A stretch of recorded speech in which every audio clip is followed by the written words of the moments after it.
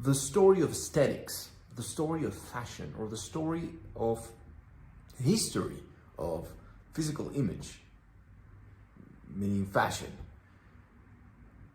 I mean, how much have we been, in a way, manipulated, but also how history has been changed and shifted and created and transformed simply because of aesthetic values, simply because of looks. So you see, to give you an example, beard. Do you know the history of beard? We can go back to even 2 million years ago. There are already certain, I don't know how to say it in English, vestigios that are like proofs. I don't know how to say it in English, but there's certain proof that even the Neanderthal man and all these, the caveman and all these societies and all these men used tools to shave their beard and to trim it and to cut their hair and to cut their beards and stuff like that, which is very interesting, right? It's surprising. It's like, whoa, man, so this is not something new. Not only that, but we can go back to the earliest, in quote unquote, right? In quotes, the earliest civilizations, which is the Babylons, Mesopotamia, Mesopotamia, I don't know how to fucking say it. Think about the Anunnakis, if you know about them. You know, back then, people wanted to emulate their gods and their authority figures and their kings. And a whole fashion was generated. That's my cat right there, what's up? A whole fashion was generated, a whole story was generated simply because they wanted to look like them. Now, this goes back to something, an old teaching that I used to talk about when it comes to image, which is one of the axioms that has to do with the authority figure. Always, the image of the authority will always permeate on their members or on others, on the people that follow them. So, if the Anunnaki, back in Babylonia, Mesopotamia, and all these ancient civilizations, if their gods, the people that had the power, the people that had the authority, and they would generate laws, and they would tell you how to exist, how to survive, if they were wearing something specific, it's because probably they knew what they were doing, right? So everyone beneath them, everyone that were following them will be like, damn, they're wearing a beard, so I must wear a beard, because the more I look like them, the more I have their traits, right? This is very important. Listen to me carefully. This is not something superficial. The more people believe, and this is something psychological, the more you look like someone you admire, the more you emulate them physically, not only psychologically, mentally, right? You see people copying them. You see people copying people that they admire. They try to embrace characteristics of the people that they admire because they think that the more they copy them, and not necessarily being like a copycat, but the more they have their characteristics, they're gonna embody them.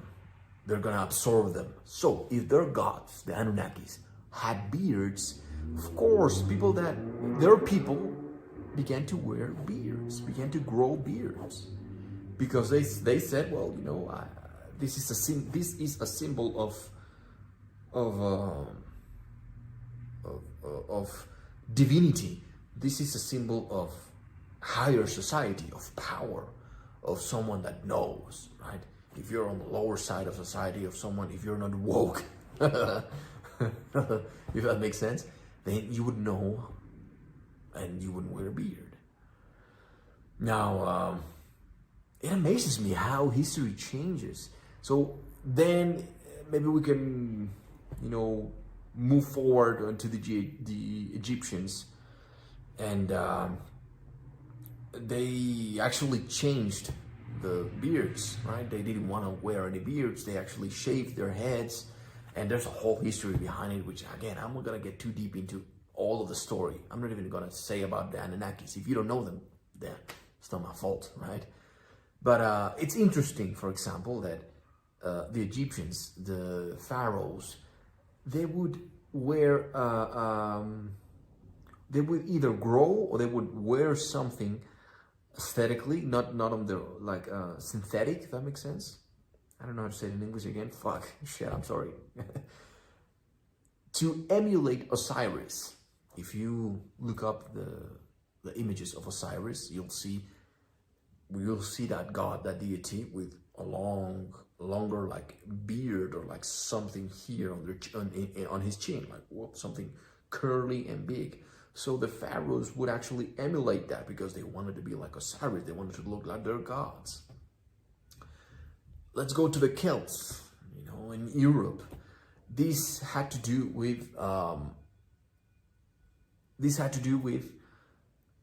pagans.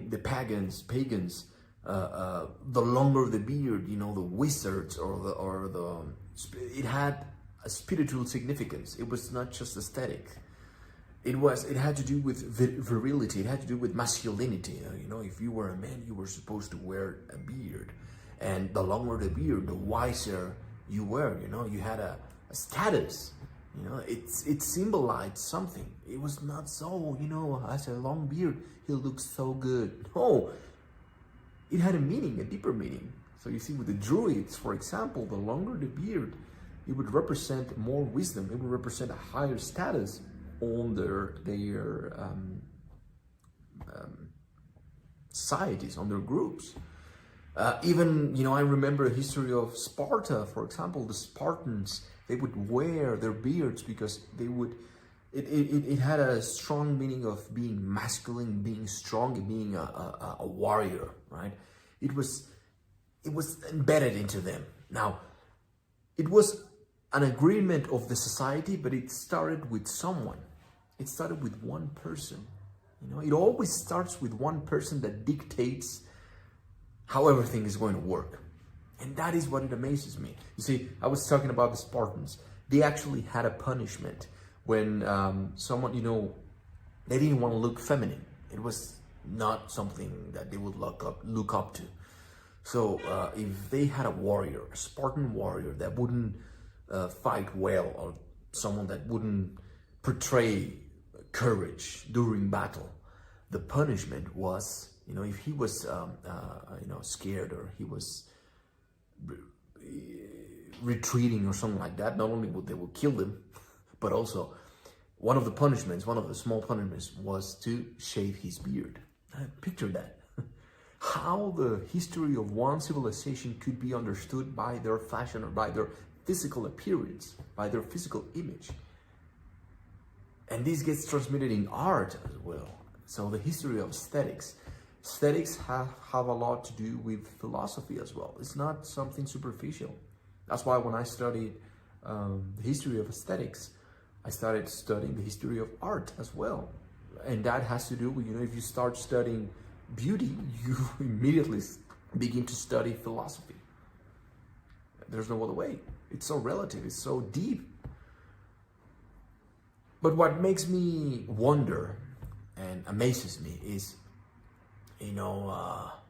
kings in India, ancient kings of India, and yogis, they would wear their beards again because it was the natural thing to do. And like Native Americans, they thought that the longer the hair, the more connection you have to spirit. And certain yogis used to believe that as well. They grew their hair, they grew their beards because that way it's supposedly they have like nervous connections. It's part of your body. So it's not something like, it's just beard, whatever. It's not important. No, it's actually part of your body, and actually supposed to them, it's a part of your aura or your nadis, your energy system. It's very important, right? So the higher society, the ancient kings of India, the longer the mustache, the more divine and the more strong they were. And they dictated the terms of the rest of the society. So you saw a lot of people wearing mustaches, not because they actually understood the meaning behind it. It was simply because, again, what I just said, the image of the authority permeates on everyone else that follows it, or follows him or her. So if you are a person of an authority, if you have people beneath you that follow you, right? Whether it's because you're the boss, or you're a parent, or you have, I don't know, a big ass fucking following. Whatever you do, you'll start noticing how people begin to follow you and copy you. Not necessarily because they want to be like you, but they want to emulate the certain characteristics that they admire in you. And even if they don't do it consciously, even if they don't want to look like you, the image of the authority permeates. There's no other way. This is an axiom. Permeates on the rest of the institution. This is a number of lectures that I did. I have a program. It's 20 bucks a month, and you get access to all of my lectures, all of my seminars, all of my teachings, all of my books, and I have a number, at least 10 lectures, where I get very deep into these teachings, into this knowledge of how the authority permeates the institution, right? Or the people inside the institution. And an institution could be a company, could be a family, could be a country. So this reminds me also, again, for example, in the medieval time, late medieval times, they would wear their beards and this and that, but when religion started to get really deep, the religious people thought that it was something barbaric, because it reminded them of the pagans. So beard became prohibited. People would go into jail. They would get punished back in the day, in the obscure times, in the late medieval times, simply because they would wear or grow a beard, because they were, oh, you're a pagan. So the Inquisition, right? So imagine how history gets written by simple things like this, because one institution, because one person, maybe the Pope said, you know, fuck this, I don't want beards anymore, and boom, he starts doing all this crazy shit. It amazes me, man. Again, it just goes to show that it's deeper than superficial values, way deeper than that.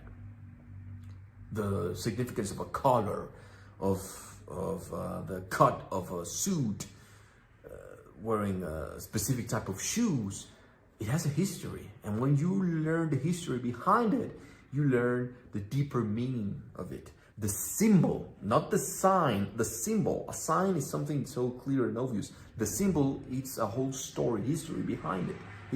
It signifies something deeper. That's why it's a symbol, right? It becomes a symbol. So again, let's say the Renaissance, you know, it was to become disruptive.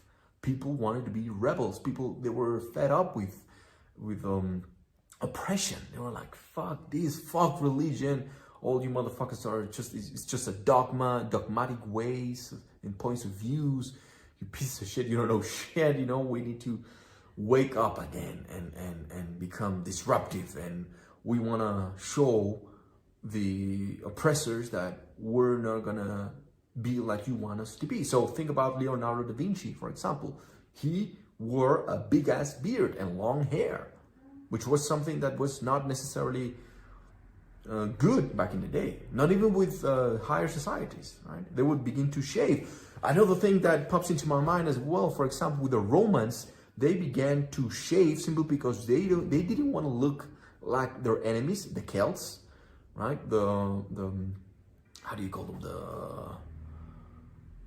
Los Gallos. Shit, my English is getting worse. I forgot how to say the Gallos. You know, where Caesar went into battle with the French, the ancient French and the pagans, and they had long beards and this and that. But it was two ways. It was because they understood that in battle, a beard actually represented as a weakness. It was represented as a weakness because they could pull on your beard and they could, you know, grab onto you. And if they were on the horse, they could grab on your long hair or your beard and put you down. So they used it as a tactic, like, okay, you know, it goes two ways. We're different than these barbarians, and it's also a military tactic. So that's why we're gonna shave and we're gonna have short hair, because we're different, and also it works better for us when we're in battle. And that dictated a whole history of aesthetics in the Roman Empire. Imagine that. Just imagine that, man. How the higher class began to dictate what to wear, what not to wear, what looks good, what doesn't look good. And now think about it in today's society. Think about it with your own image. What are you doing with your image? Why are you wearing what you're wearing? Why do you have a beard? Do you know why you have a beard? Do you know why you have a mustache? Do you know the deeper meaning behind it? Or are you just emulating someone else that you admire? And why do you want to look like that person? Maybe you can emulate the values, but not the aesthetics, right? Who are you? What differentiates you from the rest of the people? And get to learn the meaning behind your image, your physical image, the things you wear, the fabric, the energy behind your outfits, right? Who made it? The history behind it, the color, the impact of a color, the impact of a beard. I know that I set myself apart through the beard. It started as an aesthetic thing because I have a short chin. I don't have a long chin. You can see it, right? So I said, well, I'm gonna grow a beard so that I can elongate my chin, and then I create a little bit more of harmony within the measurements of my face. And then it became branding, and then it became something else. But the point that I'm trying to make here is that stop following, right? I mean, it's funny that we follow the trends that someone else started, someone with an authority.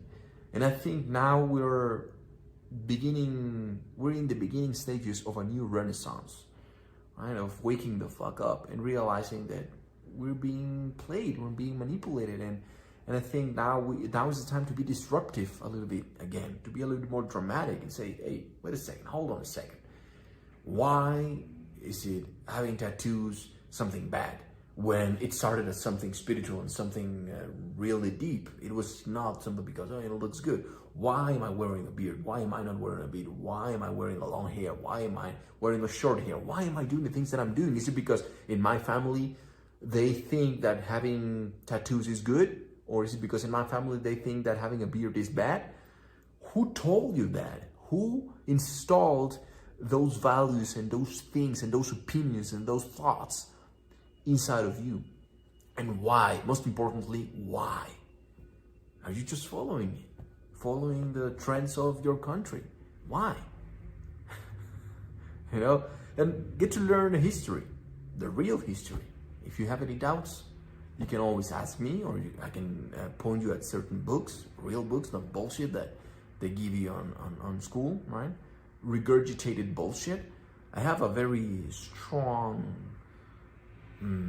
interest in the history, of the real history, and always learning. And I'm a scholar of these things because I wanna learn why I do the things that I do.